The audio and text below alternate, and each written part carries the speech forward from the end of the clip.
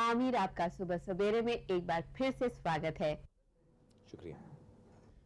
आमिर, ये बताइए कि दीपा मेहता की फिल्म अर्थ 1947 आपको कैसे मिली?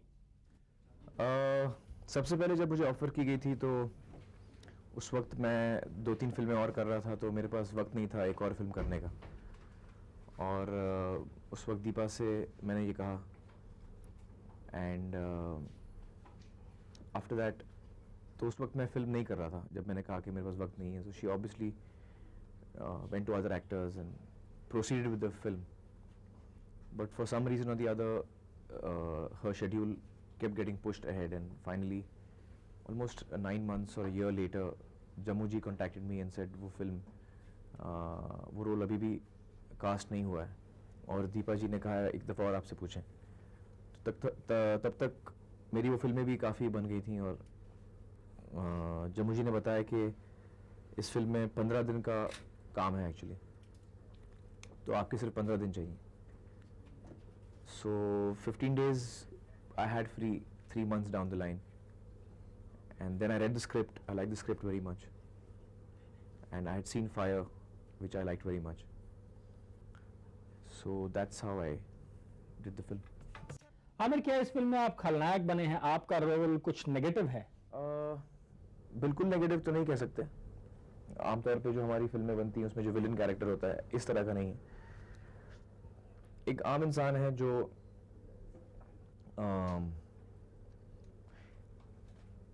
इन times of crisis, high trauma, जैसे पार्टीशन के वक्त कुछ चीज़ें होती हैं जिसकी वजह से वो उस इंसान में एक बदलाव आता है, एक तब्दीली आती है। और वो पहले तो जब फिल्म शुरू होती है उस वक्त तो वो ही is quite a charming person, he is very much in love with ayah, that is the character Nandita is playing, Shanta.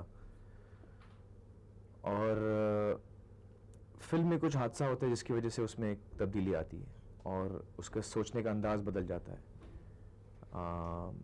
Film ये दिखाना चाहती है, एक्चुअली फिल्म का मैसेज ये है कि ये लड़ाई झगड़ा और war is bad, this kind of conflict and killing is unnecessary. Aamir, एक महिला निर्देशक के निर्देशन में काम करने का अनुभव आपका कैसा रहा? देखिए, वुमेन डायरेक्टर हैं उससे तो कोई फर्क नहीं पड़ा मेरे लिए तो डायरेक्टर हैं चाहे वो मर्द हैं औरत हैं। सब्जेक्ट उन्होंने अच्छा हैंडल किया। उनका स्टाइल है कि वो Deepa likes to underplay the performances, the moments. She likes the actors to feel within and project less. So which is quite different for me because I am coming from an environment where I've been working in mainstream cinema for the last 10 years. So that was a different experience for me, and she's a lovely person to work with, very intelligent, a good understanding of characterizations. She's a writer herself. Aamir, Deepa Mehta की पहली film fire भी बहुत सारे विवादों से घिरी रही और अब सुनने को आ रहा है कि अर्थ के साथ भी ऐसा ही होने वाला है। फायर मैंने देखी थी और मुझे बहुत पसंद आई थी। मुझे फिल्म देख के ऐसा नहीं लगा कि किसी वजह से भी उसे बैन होना चाहिए। और Fire was meant for adult viewing.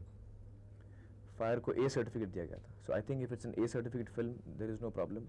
Mature and adult people are seeing that. Earth भी मेरा ख्याल है ए सर्टिफिकेट है। इस फिल्म से आपको कितनी उम्मीद है? मैं ऑडियंस के रिएक्शन में इंटरेस्टेड हूँ। फिल्म जो है, फिल्में जो बनती हैं वो ऑडियंस के लिए ही बनती हैं,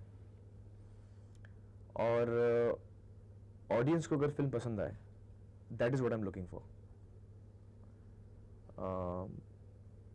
Sometimes that translates, most of the time that translates into box office success or failure. अगर ऑडियंस को फिल्म पसंद नहीं आती है तो आपके कलेक्शन अच्छे नहीं होंगे। अगर फिल्म पसंद आती है तो कलेक्शंस अच्छे होंगे। कभी कभी ऐसा होता है कि लोगों को फिल्म पसंद भी आती है लेकिन वो कभी कभी कलेक्शंस में नज़र नहीं आते। एक फिल्म आई थी मेरी अंदाज अपना अपना, उसके कलेक्शंस इतने अच्छे नहीं थे, लेकिन जो मुझे रिएक्शन मिलता है लोगों का, हर इंसान ने उसको टीवी पे देखा हुआ है वीडियो पे हर इंसान ने देखा है, बहुत पसंद ही आई है, लेकिन अगर आप उसके कलेक्शन देखेंगे तो कलेक्शन इतने ज़्यादा नहीं है। तो मेरे लिए अंदाज़ अपना अपना बहुत ही सक्सेसफुल फिल्म है, बहुत ही कामयाब फिल्म है, क्योंकि लोगों को पसंद आई है। So what I am interested in is the reaction of the audience, how much the audience likes the film.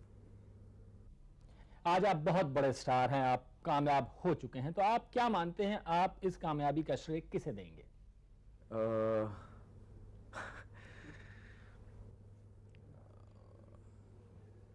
शायद बचपन में मेरे पेरेंट्स ने मुझे खूब टाइट करके रखा होगा। वेल, मैं इस वक्त जो कुछ भी हूँ, it's because of the way I been brought up by my parents, and so I have to thank them for whatever I am today.